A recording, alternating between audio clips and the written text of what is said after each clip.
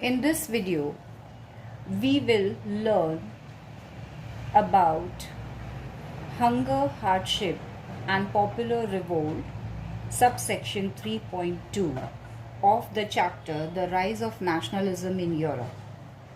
I am Kajal Gupta. Why the 1830s were the years of great economic hardship in Europe? Meaning, why the years of 1830s were of great economic problem in Europe. One of the most significant outcome of the age of revolution was industrial revolution, which led to rapid expansion of industrial towns and cities.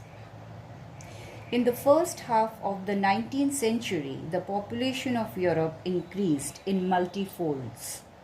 In most areas, there were more job seekers than jobs available. As the urban population increased due to industrialization, the people from rural areas migrated to industrial cities to live in overcrowded slums.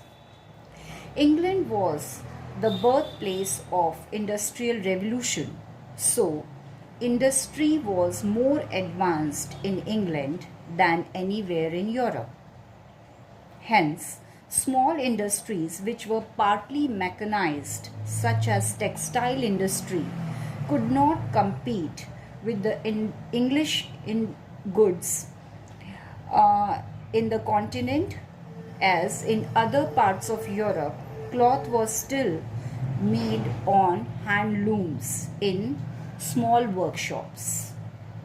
Added to this, in those areas where aristocracy was still dominant and enjoyed power, peasants were burdened under feudal dues and obligation, meaning where aristocracy was still powerful, peasants were exploited by the feudal lords. You have already learned in the lesson The French Revolution in 9th standard how sustainable crisis occurred in France due to burst of population leading to food crisis. In 1848 in France, a year of bad harvest and high prices led to widespread hunger and extreme poverty.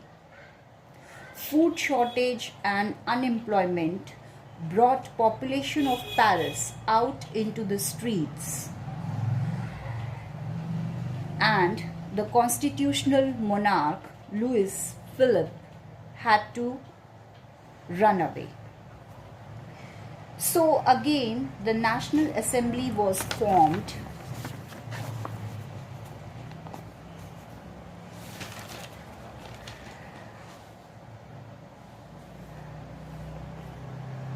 and it proclaimed a republic. It also granted suffrage to all adult male above age of 21 and guaranteed the right to work.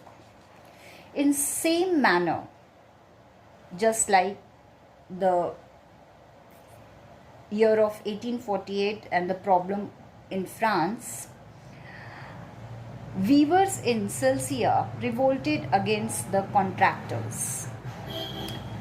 The contractors gave them raw materials and order for the finished cloth, but drastically reduced their payments.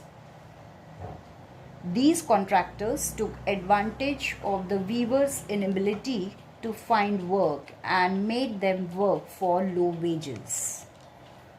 This resulted in protest on 4th June, and at noon the weavers marched in pair to the mansion of the contractor demanding high wages. When they were threatened, they forcefully entered the house, breaking expensive furniture and other items, plundered cloth supplies from the storehouse and tore to shreds. The contractor had to run away only to return with protection of soldiers. Moving on to another new subheading, that is 3.3, 1848, the Revolution of Liberals. The 1848 Revolution of Liberal refers to the various national movements pioneered by educated middle classes alongside the revolt of poor, unemployed, and starving peasant and workers in Europe. While in countries like France, food shortage and widespread unemployment during 1848 led to popular uprising in other parts of Europe such as Germany, Italy, Poland, Austro-Hungarian Empire, men and women of the liberal middle classes united to raise their demand for the creation of nation states based on parliamentary principles. The political, social and economic ideas supported by these liberals were: politically, they demanded constitution, a written constitution and parliamentary administration. Socially, they wanted to rid society of its class-based partialities, privileges and birthrights. Also wanted abolition of serfdom and bonded labor. Economically, they demanded freedom of markets and rights to property. They also demanded abolition of state-imposed restriction on the movement of goods and capital. All these events led to a very significant reform in the political structure of Europe. This was done in the Frankfurt Parliament. As you already know that 39 German confederation were not touched during the Treaty of Vienna. So a National Assembly was called at Frankfurt on 18th May 1848 as an outcome of the liberal revolution that had spread to German states in early 48. The members of this National Assembly were elected by direct vote of all adult males and represented the entire political structure, including important German leaders of that time. This parliament was called to discuss the political reforms and attempt to draft a constitution for unified Germany. The constitution was completed in March 1849. This would unite 39 German states as German Empire headed by the German Emperor. The government would be provided by an elected parliament representing population of all states.